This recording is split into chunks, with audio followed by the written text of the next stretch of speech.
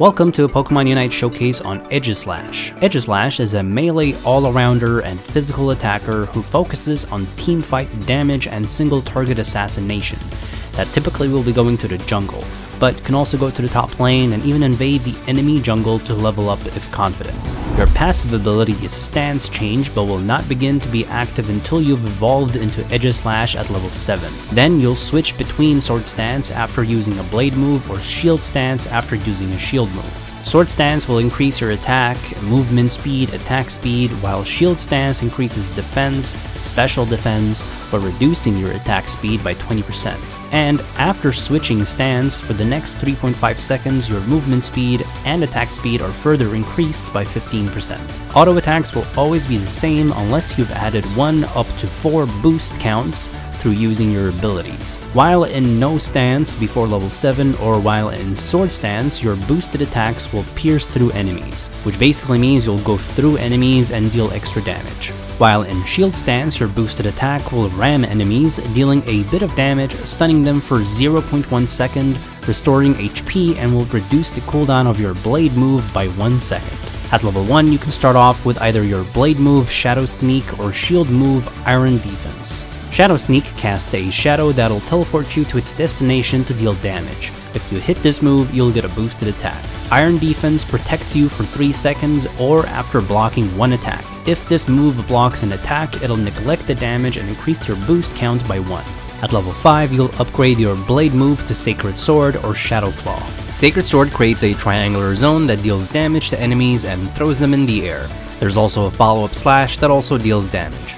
Each player that you hit will provide a boost count, and for wild Pokemon you'll only be able to get max 2 boosts. For 3 seconds after this move, you'll ignore almost half of the enemy's defense stats. Shadow Claw lets you dash in to damage enemies in the designated direction.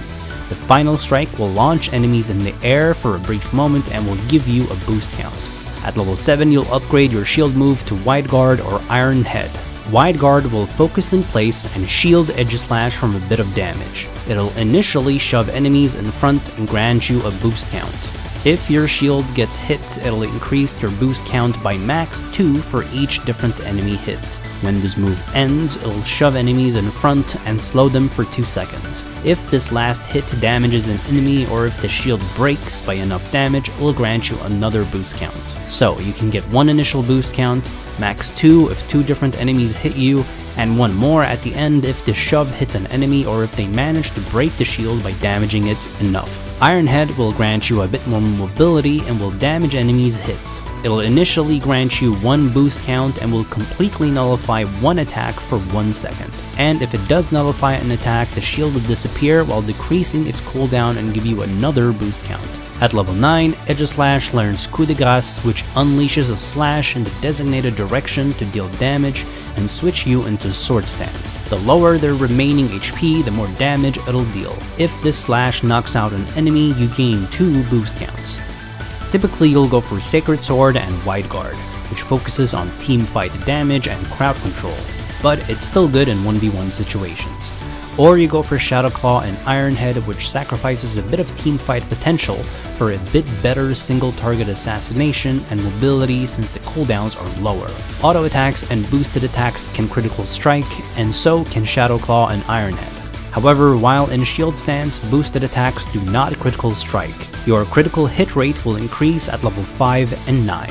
It is important to always have shield stance ready when engaging in a fight, since you'll be super easy to kill while in sword stance. So you'll also be using shield stance to move around the map and stack up on boost counts before seeking fights. During team fights, knowing when to remain in shield stance to heal up with boosted attacks and when to switch in and out of sword stance to hit your boosted attacks is key. For items, it'll depend on where you'll go to begin with. Typically, if you go to the jungle, you'll want Razor Claw to increase damage and critical hit rate, Weakness Policy to increase damage and HP, and a defensive item like Buddy Barrier or Focus Band. If you're looking to invade their jungle, you could even swap Weakness Policy to Float Stone for faster movement speed while out of combat. If you're going to the top lane, you could do Weakness Policy together with 2 stacking items like Attack Weights and Eos Cookie, which rapidly boost your attack and HP if you quickly score 6 times. The typical battle item will be full heal, but you could also do extra speed if you're planning to invade their jungle. For emblems, you'll want to focus on maxing out brown, which is attack, and white, which is HP. Keep in mind that this is just a basic showcase, as with the nature of MOBAs, patches will be rebalancing and changing a few things on abilities, moves, items, or even the stage. You can also check out the website UniteDB.com or the MathCore Discord for the current best builds on each Pokemon in Unite, as the meta develops. There is even an emblem builder on UniteDB.com. Thank you guys for watching. If you enjoy these videos and find them helpful, then please consider helping me out on Patreon.